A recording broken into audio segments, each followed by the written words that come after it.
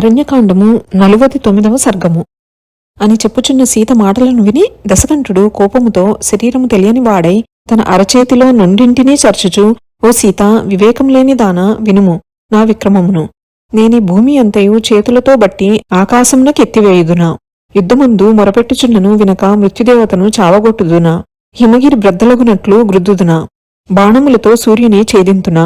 సముద్రపు నీటినంతను త్రావివేయుదునా.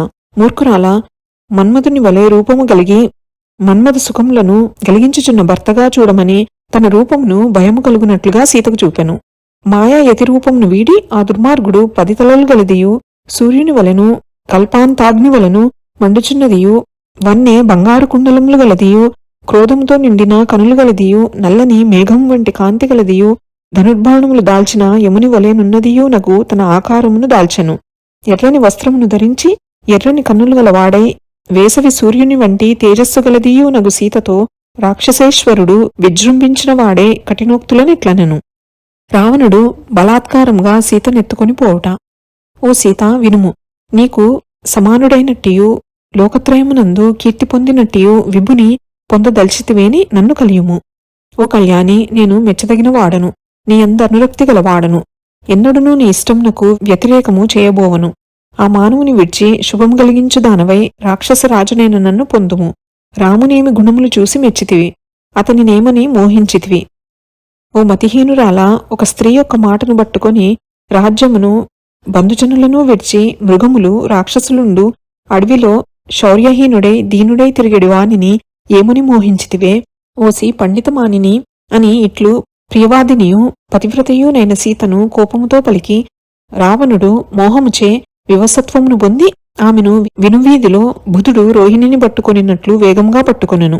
సీత యొక్క జుట్టు నడమచేతితోనూ ఆమె తొడలను కుడిచేతితోనూ వేగంగా పట్టుకుని మాయామయమైన గాడిదలు పూంచిన రథమొచ్చట కనిపించగా దశముఖుడంతటా భయంకరములగు బెదిరింపు మాటలతో ఆ దుర్మార్గుడామెను బెదిరించుచు చంకనెత్తుకొని బలాత్కారంగా లక్ష్మీదేవి వంటి రూపం గల ఆ సీతను రథంపై చేర్చెను.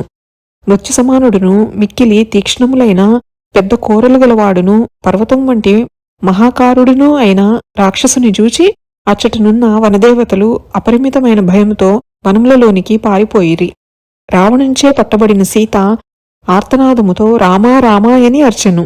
సర్పములే రోజుచున్న ఆ జానకి నంచి పట్టుకొని రాక్షసుడు ఆకాశమునకెగిరెను. ఆకాశ మార్గమున నీ విధంగా వెళ్ళుచున్న తేరుపై మిక్కిలి ఆపత నొందినదై వెరిదానిదై విభ్రాంతి నొంది ఈ విధంగా విలపించెను. సీత రామలక్ష్మణులను పేర్కొని ఏడ్చుట.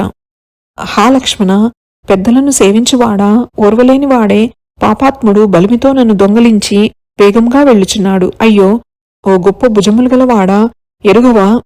ఓ రఘురామ, జీవితమును సుఖమును అర్ధమును కేవలము ధర్మము కొరకై వదులుకొనిన నీవు ఈ విధముగా రాక్షసుడు నన్ను అధర్మముగా కొనిపోవుచుండగా కాపాడవా.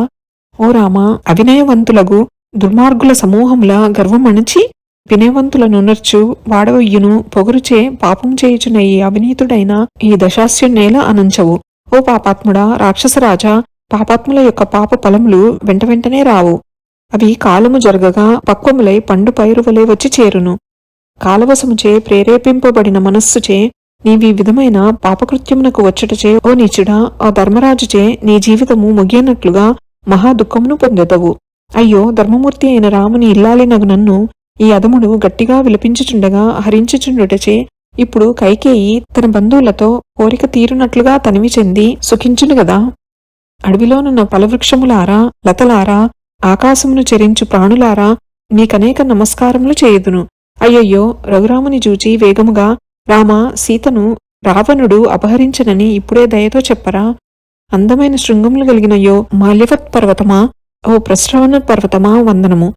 ఇదే రామా, నీ భార్యను రాక్షసుడు హరించుచున్నాడు చూడుమా అని చెప్పుడు. ఈ దండకాటవియందు వాసము చేయుచున్న అనేక విధములైన పక్షి సమూహములారా, వివిధ వృక్షములందు నివసించు దేవకోటులారా, మహాబలము కలిగిన మృగములారా, మీకు నమస్కరించదను. రాముని సమీపించి దయతో నా స్థితి అంతయూ తెలుపుడు. బెగ్గురు పక్షులతో హంసలతో నొప్పుచున్న గౌతమీ నది, నీకిదే నా నమస్కారము. ఆ మేటి విల్కానితో నీ గజగమనను రావణుడు అపహరించనని చెప్పుము. ఓ పర్వతములారా, రామునితో నీ ప్రాణ సమానమైన ప్రియభార్యను జానకిని వివసత్వమును పొందిన దానిని రావణుడు హరించనుగాన రక్షించుటకు వెడలుమని నాపై దయించి చెప్పుడు. నా మీది దయతో ఇంతమాత్రము మాటలు చెప్పి పుణ్యము గట్టుకొనినుచో రాముడు తన పరాక్రమముతో నన్ను స్వర్గమున నుంచినను యముడు దాచినను విడిపించును.